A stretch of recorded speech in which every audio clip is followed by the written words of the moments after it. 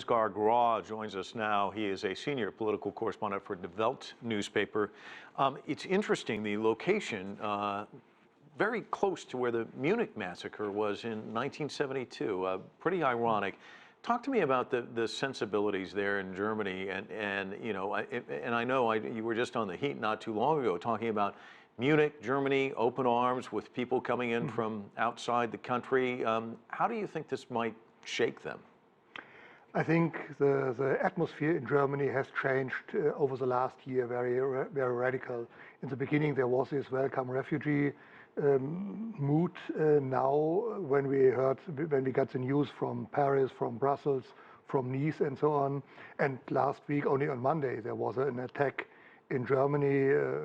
Not a gunman, an axeman, an attacker with an axe and knife.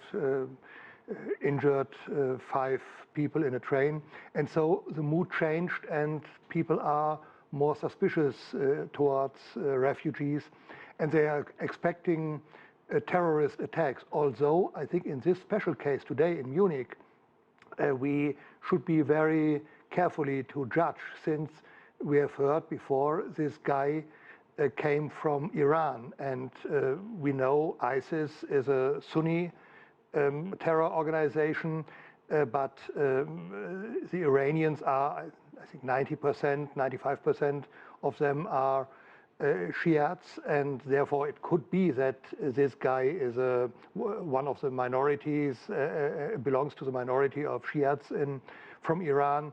But it could also be that he's just a disturbed guy, and there's not this ISIS background. We will see. Well, I was going to ask you about that, because here in the United States, we've seen terrorist attacks, and then we've seen mass shootings where somebody's unstable and they shoot. And it seems that everyone kind of jumps to the conclusion it's a terrorist attack. Do you think that this may shake out differently?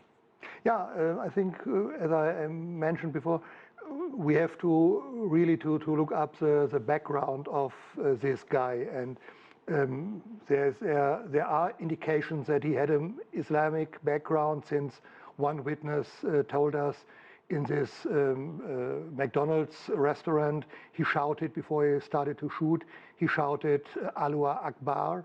That would be a strong indication that he had such an Islamic background. But as I mentioned before, if he is from Iran, it's not so probably that he is an ISIS member or ISIS inspired, at least. Yeah, watching the police officers, the officials in their news conference, it's pretty extraordinary. One of them saying that this was the toughest day of his career, but also saying there's a massive insecurity for the people, which, you know, you alluded to the train attack, we've seen this attack. Talk to me about the sensibilities of the people in Germany. I know there was a poll recently that indicated they were afraid of a terrorist attack. Sure. They have seen these attacks in Brussels, they have seen the attacks in Paris, they have seen Nice, and we have those open borders due to the Schengen Agreement in Europe. Therefore, for most people, it was just a question of time. When will it happen here? When will it happen in Germany? And in Würzburg on Monday, it was a first case. Fortunately, nobody was killed during that attack.